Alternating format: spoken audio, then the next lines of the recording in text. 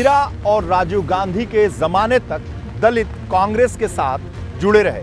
इतिहास गवाह है कि इंदिरा गांधी का गरीबी हटाओ का नारा दलितों के बीच सबसे ज्यादा लोकप्रिय रहा।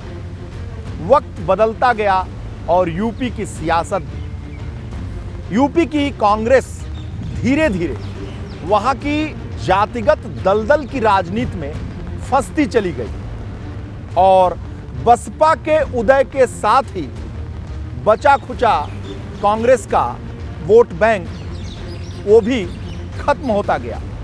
और आज स्थिति ये है कि अब कांग्रेस के पास दलितों के बहुत कम वोट हैं। खबरी के जरिए कांग्रेस उत्तर प्रदेश में अब अपने अच्छे दिनों की तलाश कर रही है।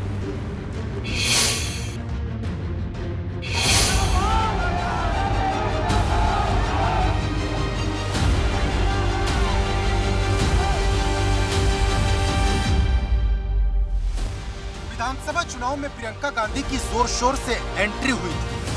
लड़की हूँ।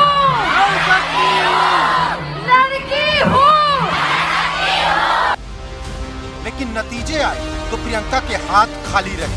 न प्लान पास हुआ, न उम्मीदें परवान चढ़ी। हालांकि इशारा यह है कि प्रियंका फिर से 24 के लिए यूपी में मेहनत करने उतर सकती है।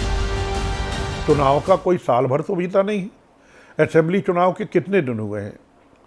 अब सरकार जो है वो मार्च अप्रैल में बनी है, तो अभी कुछ महीने हुए हैं। कोई ऐसा थोड़ी कि एक साल बीत गया प्रियंका जी नहीं आई हैं।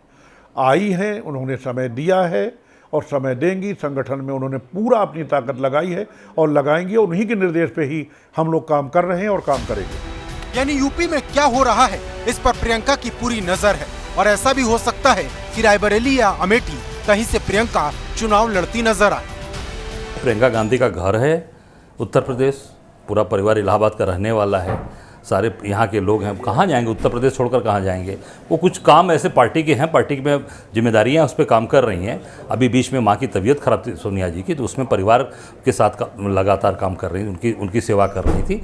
अब निश्चित तौर से सोनिया जी ठीक हो गई हैं और प्रियंका जी पूरा समय उत्तर प्रदेश को देंगी और पूरा दमदारी के साथ। हम सब लोग तो यहाँ मांग करेंगे प्रियंका जी इस बार 2024 का लोकसभा का चुनाव लड़ें उत्तर प्रदेश से। प्रियंका के सामने चुनौतियां पहले भी थीं और वही चुनौतियां आज भी हैं। लेकिन लंबे समय बाद ऐसा दिख रहा कि कांग्रेस यूपी में ऊपर उठने के लिए कोई कदम उठा रही है। लेकिन जमीन पर मेहनत करने की बहुत ज्यादा जरूरत है, क्योंकि न नेताओं की फौज बची है और न ही जोश और जुनून। उत्तर प्रदेश में कांग्रेस का कोई अस्तित्व ही नहीं है, ना ही कांग्रेस के कैडर है। जिले जिले में मुश्किल से 10-5 लोग भी कांग्रेस के नाम पर बचे हों तो बड़ी बात है। ऐसे में कांग्रेस का चुनाव में रहना या न रहना, इससे कोई फर्क नहीं पड़ने वाला। अब सामने 24 का चुनाव है और कांग्रेस के पास 1.5 साल से भी कम का वक्त।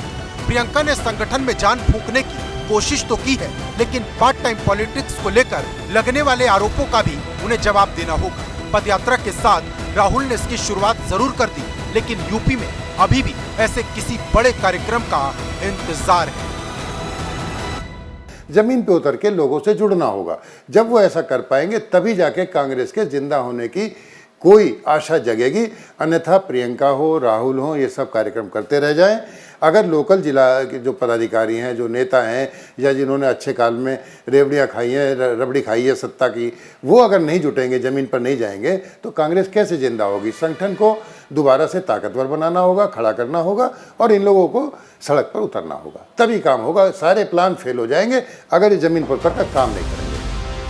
कांग्रेस को यूपी में इतनी मेहनत करनी होगी जितनी किसी नई पार्टी को खड़ी करने में करनी होती है, और बिना बड़े नेताओं के ऐसा करना बहुत मुश्किल है।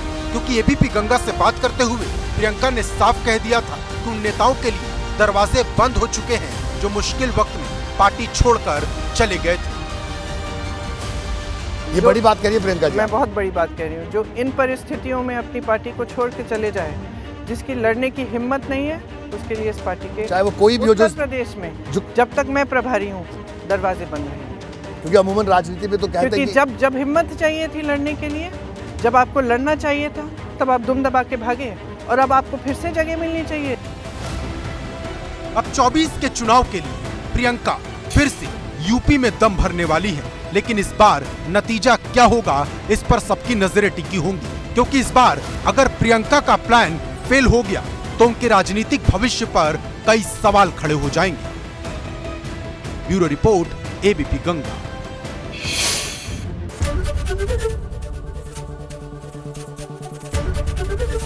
एबीपी गंगा, खबर आपकी, जुबान आपकी।